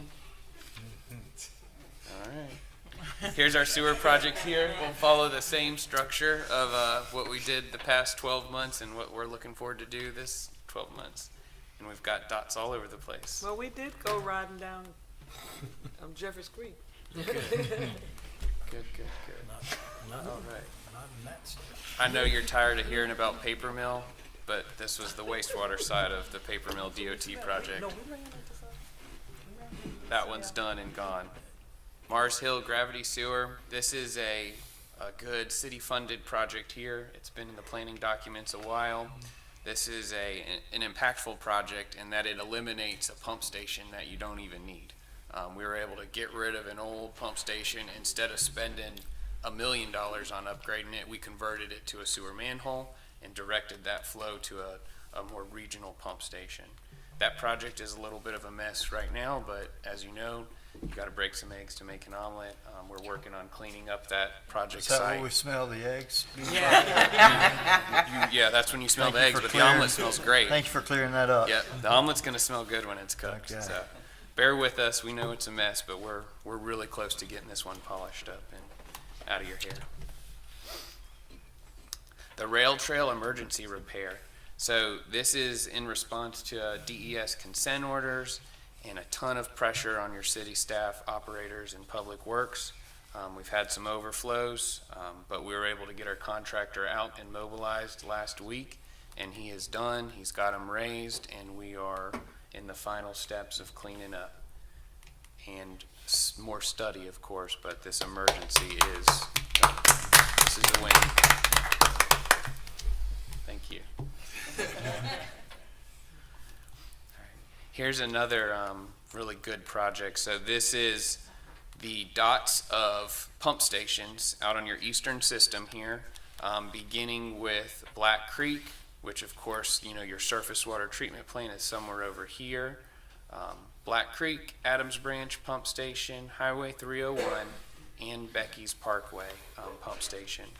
All those pump stations were beyond their useful life in regards to this dirty, nasty pump over here on the right. And this past year, we were able to get new pumps in place, get them all calibrated, tested. Everything's working pretty good, and you know, again, helping to eliminate and reduce sanitary sewer overflows into the natural waterways. So that's going along, as well as the influent bar screens. 2 of the 3 bar screens have been completed, and we have 1 of 3 that's upcoming in this budget year. That should take place in the next couple of months, getting that one punched in. This is a helpful project as it helps reduce and eliminate a lot of your solids that enter that wastewater stream, get it out of the plant process right at the front. Jeffries Creek here, this is kind of a partnership as consultants go, a little bit of AECOM, a little bit of CDM Smith. This is the stretch of the corridor between these 2 points, whereas, you know, upstream you saw the sewer manholes that we raised. This is a lot of the planning and the design efforts are initiated to help upgrade that entire trunk line there to help reduce and eliminate those SSOs. And this is part of your CIP program and your master plans, which is good. Yes, sir. Okay, just so we're clear that we have phase 1 and phase 2. Is this the phase 1 to address the existing line the sewer line that runs through Jeffries Creek?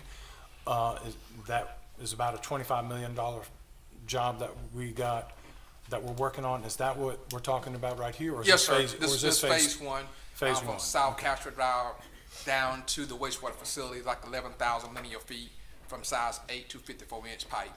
Okay, and then coming in as a part of the master plan is phase 2, Phase 2.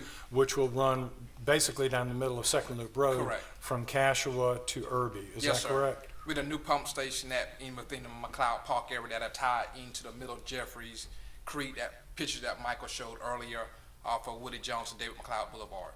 And the goal being to take some of the pressure off of that one line Yes, sir. that runs east-west, or west to east rather, and add a parallel line. Correct. So you have more ability to handle the flow from the west side of town. Correct. Yes, sir. They'll take approximately 2.5 million gallons out of the existing Jeffries Creek intersection that's currently in place, and then put that into the new interceptor. Okay, but this, what we're looking up here, is phase 1, correct? Correct. Yes, sir. Okay, thank you. Would you also talk about the public hearing? Also, we're having a public meeting June the 8th to inform our community about this first phase of the project. That'll be from 5:30 to 7 o'clock here in council chambers immediately after council meeting on June the 8th. And the public is invited to come out and attend. And our engineering team, CDM Smith, who's the engineers for that particular project, they'll be here to discuss and answer questions and present to those members of the community who's present. And this is the one that's a $25 million project, and we got a $24.7 million loan from the state? Yes, sir. That's correct. Thank you. All right, thank you. as far as the phase 2, which we're working on, we're refining and building out the sewer model, and so you'll see us out in the field monitoring flow, trying to capture rainstorms, but doing all the fun engineering things. In addition to that, we also have this project here, the East Florence Wastewater Corridor. This is in the planning phase as well, and I just kind of pinpointed 3 dots here where we're looking at our pump station, 301 pump station, and a larger 30-inch force main all the way from 301 back to the wastewater plant here. We've completed the route analysis on the engineering side, and we're about to publish a deliverable to the city staff to review and comment on. So we hope to have our route hammered out in the next 2 weeks, begin surveying, and then in conjunction of that, we have the flow monitoring for the model calibration that's been initiated as well. So that'll be the steps moving forward, is getting that route and getting boots on the ground with the survey for design and permitting. All right. This is a project that's been on the city staff's books for a while. This is the Malden Force Main Extension. We've received bids, we've got a contractor, and they should be starting work in the next month or 2. And what this does, this takes a surcharge or overcapacity manhole where the force main's currently pumping into and overflowing. We're going to move that down to where flow capacity is increased and kind of get this out of this residential area and improve that situation there. This project has synergy with stormwater. Oh, I'm sorry. Yes, sir. Back up to that project. If you could, a request, I believe tomorrow in the planning agenda, there's some development that's looking to happen in that area or being proposed. It would be good to give this update. I don't know who could do it in that planning meeting in conjunction with that, because I think a big concern, this has been an issue for a long time. For those who don't know, generally Tanya Brown will show a video of 2 foot of water and people kayaking down Malden Road when we get extreme rain. So this is how it should look, I guess. But if we could get an update in that planning meeting tomorrow, sure, I think that would be helpful to the planning commission in making that decision. Yes, sir. Yep. This project has synergy with the stormwater project too, so you're probably looking for a dual fold. Oh, that's sewer. Yep, I'm this is sorry. the sewer side, but we have a stormwater that's coming up. But yep, we need to update you on that as well. Okay. Okay, these are the 2 of the 3 DOT bridge relocation projects, and as Clint was saying, this will be kind of a time-consuming effort here. This is South Cashua where Jeffries crosses. It's a good bit of large diameter gravity sewer mains that we've got to figure out how to relocate and get out of their way. But like you said, we'll work towards that, and hard to have a crystal ball for your budgeting for these things because they just pop up like this. But that's on deck and in planning. Okay, any general wastewater? Is everybody feeling up to date there? I just want to comment on that last comment. It seems to me, I'm not like adding them up, but probably 25–30% of our projects are forced DOT projects. A good bit of them are. I mean, is there an average right now that we're looking at right now? Is it about 30? It's pretty accurate over the span of a number of years. It is right now. It's not usually, I don't feel like it's usually this many, but. Probably the bridges, bridge projects have a huge impact, but that's a tremendous burden on our staff, our budget, on our scheduling, all of the above. Yes, sir. Yeah. All right, stormwater. It's kind of been nice having a dry spring, hasn't it? Here's our stormwater projects that we have scattered around. And we'll jump right to it. One of the last projects we completed was the storm drain cleaning. We did these in areas in between 2nd and 3rd Loop, College Park area, the eastern side of what I call Malden. But these were pretty solid. I mean, just normal maintenance activities and getting rid of that debris and all of that rubble out of those storm drain pipes. It's important to note that we're doing this work in DOT's roadway and on their infrastructure. The city owns very few roads, but we're taking the initiative to, help solve some problems here.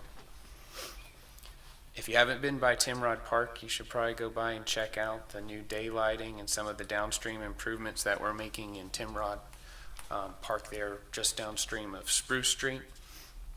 Moving forward, that whole area between Spruce and Cedar will be opened up and will create a natural waterway similar to this photo here, which will definitely help with the floodwater reduction as well as water quality treatment.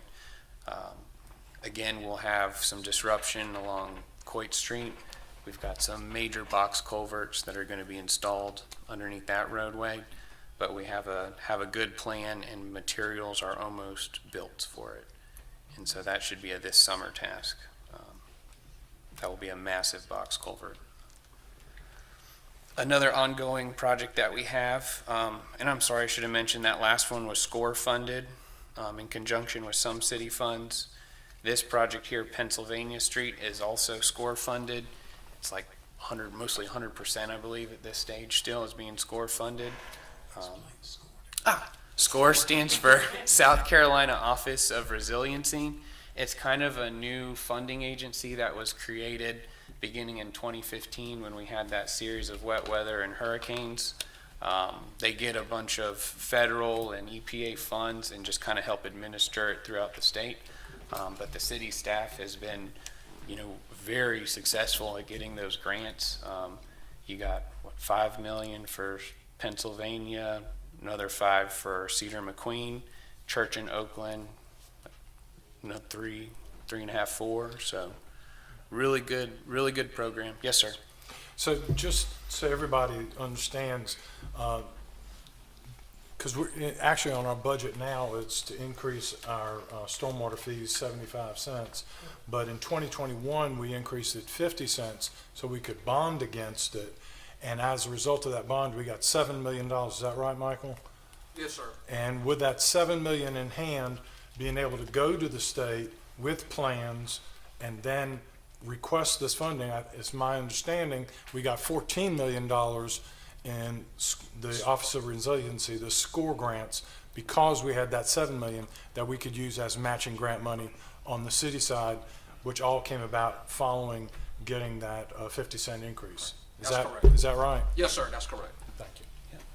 And so that's why it's, like you mentioned, super beneficial to have those master plans because you can't get funding without a plan. And it's hard to come up with the funds to invest in those plans, but they're extremely useful tools, as evident here with these projects. All right, Timrod Park 319 grant. This is a grant that's funded by our local DES folks, Department of Environmental Services out of Columbia. They're not high value or super attractive, but we'll take whatever we can get. $250,000 here and there goes a long way. So what we're able to see here is just a good bit of cleanup from those storms that we talked about in 15, 16, and 17. And we were able to kind of armor and fortify some of those areas that had washed out in Timrod Park. And we're looking to do some more of those. This is just a real quick heat map for Church in Oakland to kind of show some of the flooded areas in that neighborhood. And moving forward, I believe you're working through a contractor selection and you should be starting construction hopefully fall. I mean, it could take some time to get materials, so I don't want to promise anything there, but that one is underway and we're moving towards some real improvements. Well, I'd show that one more time. Yes, just ma'am. So I just want to make sure we see that. And you're saying that those are floodplains in the Oakland and what area? Church? Yeah, Church in Oakland. Right here is Oakland Avenue to get your frame of reference, I believe. Okay. That's the catch basin to nowhere, right? Yes. Yep, the catch basin That to nowhere. finally will become a catch basin to somewhere. And this is like predicted flooding. This isn't like a flood plain or a flood zone. It's just the predicted flooding during hurricane events. Gotcha. Yes, ma'am. Okay. Okay, and then Malden, Councilmember Braddock, this will kind of be of more interest to you with your planning commission. This is a kind of a joint venture with some of Florence County improvements here. They're able to complete some small improvements in that neighborhood. We have looked and studied, and we've come to the point on our side that we really need to make a trunk line improvement, and we need to get this water that's up high in like a flat bowl with no slope. We've got to get it to Jeffries Creek where it's intended to go. Doing that, we've got to cross Second Loop with a major trunk line, and then we'll find a lot of slope and a lot of capacity to get that stormwater daylighted. So to help fund that, we are proposing taking a look at a FEMA grant program that they just re-released. It's called BRIC, and it stands for Building Resiliency Infrastructure Communities. That's something that Mr. Jerry and Clint are real familiar with, but our plan is to kind of put our heads together and pursue some funding to make that trunk line improvement. So timeline-wise, it hasn't been bid, it hasn't been funded? No, sir. 18, 24 months, is there a? That's more realistic. We've also looked at doing a phased approach. Let's see what we can do now. We have the hydraulic model built, so we can make some improvements now while we pursue funding on this downstream improvement. What And that's kind of about what we're tasked with. the conjunction with, I can't remember what that little creek or branch is called, The one that goes kind of from west to east. right near our water tower? Yep, I know what you're talking about. Because that seems to be a gathering point, Mhm. and from what I understood is that under Irby Street, it was a smaller line, and so it kind of builds up and backs up. Correct. Is anything, are we looking to do anything with that short-term, long-term, or is this other project really the focus, and it will leave it in a much better? As a crow flies, it's easier and more advantageous to go across Second Loop. Okay. But there would certainly be some benefits to do that project that you've talked about there. But we will capture that water that's gathering in that branch. What's that branch called? I guess it's. It'll come to me as soon as I finish. But will this alleviate some of that? This will help some of that because you're getting a good bit of like backup and tailwater that Gotcha. overflows and spills that way. But yeah, that's another one on the capital improvement plan that we can pull off of there and share with you. So if someone, and I'm sorry, I don't want to cross-contaminate, like this project going to planning, I mean, DHEC's going, if they submit now, they're going to be submitting their plans based off of the current situation. It would probably be advantageous to hold off because what DHEC recommends or mandates now in terms of stormwater, which you can't add one drop of stormwater in a development. It may be better. That's right, and when that developer does submit that permit application, they have to check whether there's known downstream flooding situations or not, and so that's just something to be cognizant of as you guys hear about these things. So sometimes we just tell people what they can't do, but it might be beneficial to explain, hey, this is 18 to 24 months down the road. It would be a much better situation. It'd be much more advantageous to wait. Yes, sir. Good luck. People are hard-headed. Yes. Good luck. Tell them DOT that. This is another project that we have in the planning phase. This is one that we target for that 319 grant that we previously discussed, but it's the Cannon Street outfall.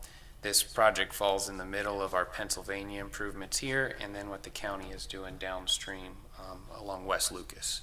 And so just a good opportunity to work together to solve some more problems.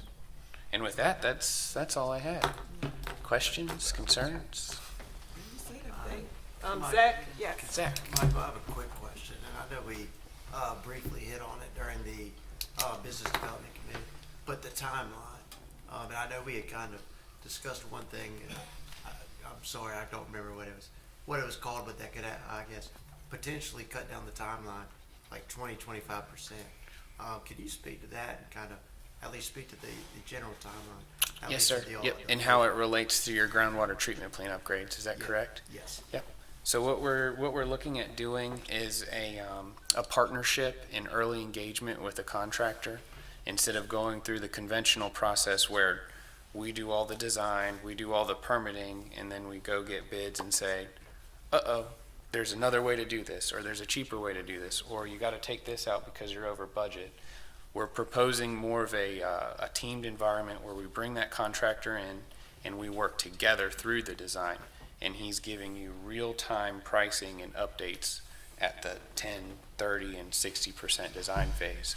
And so we're kind of like moving and converging to one common goal, which typically saves you, like you mentioned, 18 months on that So overall if we did schedule. that, we'd still, I mean, I assume that contractor would still bid out subcontract work. Mhm. And the local, Yep. local company would still have the opportunity, correct? Yep, that's exactly right. We've been working on some market research since we've talked, and the one that we talked to most recently, he performs about 60% of his work, but he leans on the locals and will take those recommendations from city staff and city leaders. You know, this person is good, this one is not, like this, who we want you to get some pricing from. You know, it's all bid and it's all competitive, all straightforward, but you do have, you know, the opportunity, I guess, to get the local contractors involved, which is good. Thank you, Mike. Yep. Thank you so much. All right, thank you. Madam Mayor and Council, and we'll come back in July for our next quarterly update, so that's when the engineers be back for the next review.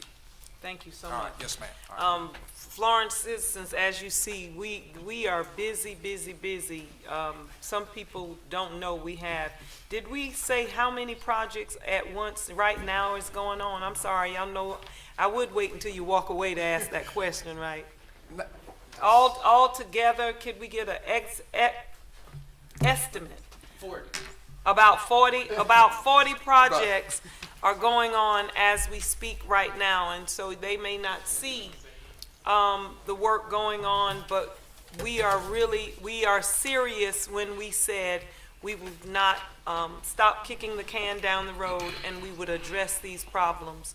And so kudos to our staff, AECOM, and this council for your hard work in addressing this problem. Madam Mayor, I just also want to add that the adoption, and I think this is mentioned but not explicitly, the adoption of the resolutions approving the master plans is kind of the basic framework for staff to move forward on all this in conjunction with AECOM. So that was done this past fall, and it's several years worth of work it took to develop those master plans, but I think it's something that we can all be very proud of. Thank you so much. Next we have city manager's report.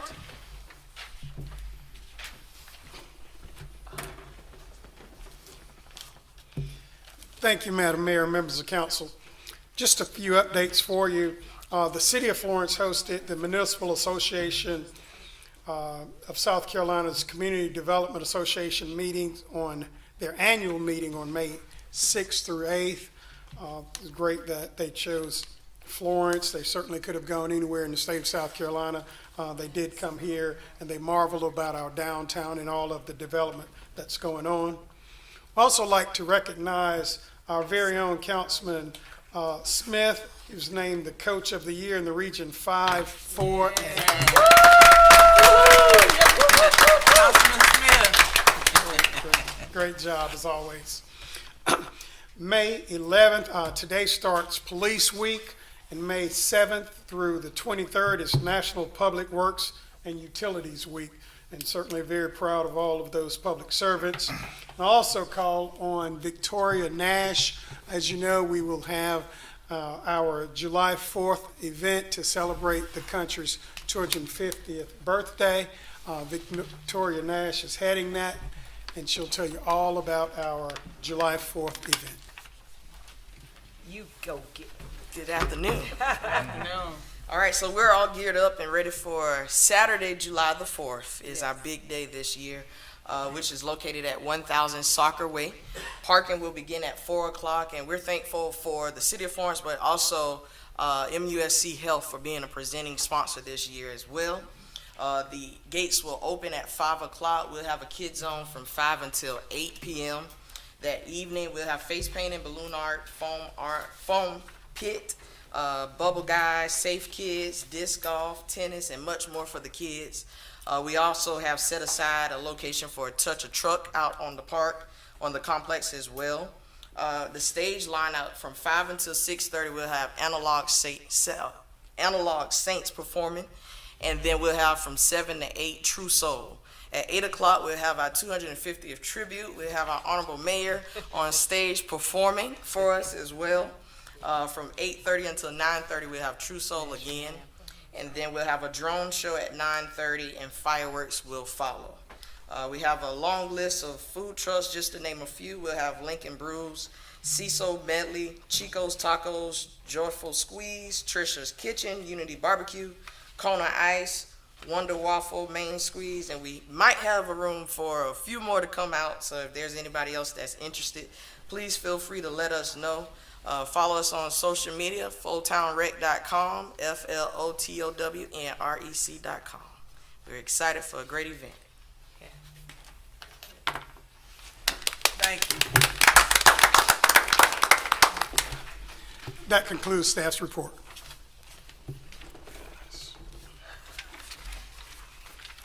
Thank you so much. Next, we have mayor's report. We don't have, of which there is a lot going on in Florence, and we're always excited about that.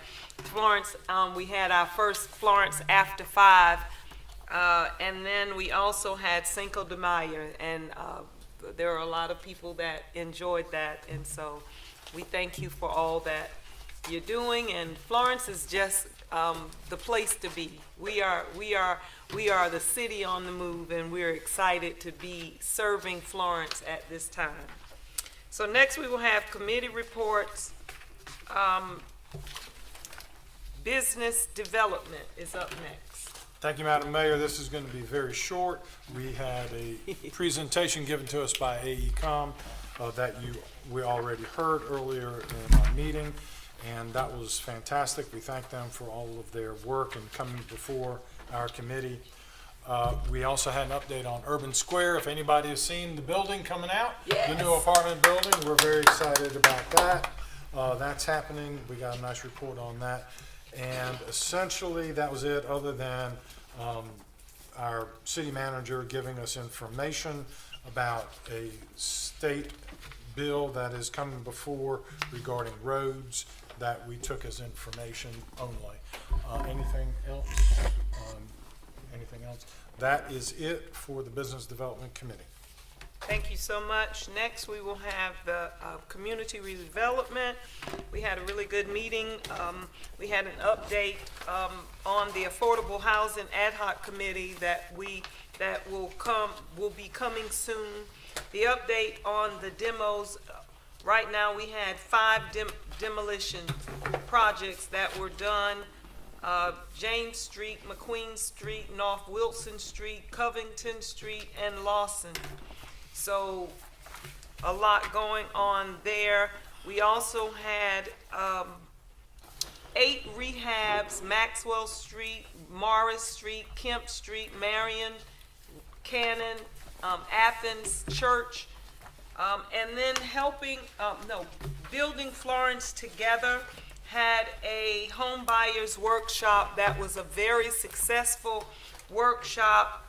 There were a lot of potential people that are very interested in our home buying down payment assistance, developers. Also, there are people that want to get their credit straight, want to get into position to purchase a home. And so we're excited about their work. So the down payment assistance, neighborhood development, it was Vista Street, Pine Street. There were 2 on Pine Street and 1 on Howard Street. So I want to say that we are getting a lot done, and that department is working very, very hard. Thank you, Jerry and all of his teamwork with his team. That will do it for me, I think. Councilman Smith or McCall, anything else? Next, we will have the Finance and Audit Committee. Thank you, Madam Mayor and members of council. We met on May 6th 2026. And this is immediately coming after the budget meeting the prior week as well. So at our meeting, we met and discussed the proposed budget that's before us today. Again, I want to thank staff for, and I don't want to say a thunder, Scotty, but I want to thank you and staff for coming up with a balanced budget and presenting it to council. Additionally, we went over the proposed budget amendments that we passed, which was the Carolina Theater. There's also two, of course, that we'll be discussing in executive session today, but we did go over that. Additionally, we received information in terms of, in regards and in relation to the City County Conference Committee and making sure that, or the possibility of upgrading the lighting on I-20 and I-95 exchange. Yep, we received information on that. And then lastly, there was a motion to recommend to council, but we will discuss further in executive session as well. But that motion was to change the community programming funding portion to where each council member will have, subject to allocation up to $75,000 with final approval to be approved by the full city council. So again, as far as regarding the community programming funding process, that will be discussed in executive session, but there was a motion that was seconded and approved by the committee to recommend to council. And lastly, we received information, the March 2026 monthly financial reports. And that will conclude our business from last week. Thank you so much. Before we go into executive session, I would like to just acknowledge our rock stars in the room. Our former mayor, Rocky Pierce, is in the room. And then we have Greg Robinson from Florence Progress. We are always so blessed to have them, their leadership and wisdom that we will, I guess, talk to you all in a few minutes, so we'll see you in a minute, but I just wanted to recognize you. So as you see, we are now ready to go into executive session. In executive session, we got a lot to talk about. So discussion to receive legal advice on several different things. Lawyer, do I have to read it all? I would say maybe like the high points of okay, so we will have. Okay, we will have discussion of legal advice regarding proposed contractual agreement, discussion of legal advice, conveying property, discussion of legal advice, conveying another property, discussion of legal advice regarding proposed contractual matter arrangement between the City of Florence and Florence District School, discussion of proposal of economic development project, and for discussion regarding appointments in board. And then we will receive an update from AESC and discussion regarding PFAS. And also, we added several budget items that we will discuss in executive session. 2026-19. Yes, we will. Okay, see, I'm trying to cut it short, and all of them giving me some more. So, the bill number 2026-19, a contractual matter of contractual obligation. Let's put it that way. So, at this point, do I have a motion to? Second. We are now into executive All in session. favor? All those in favor signify by saying aye. Aye. Opposed? Anybody want to stay? All right. 5 minutes. How's it going?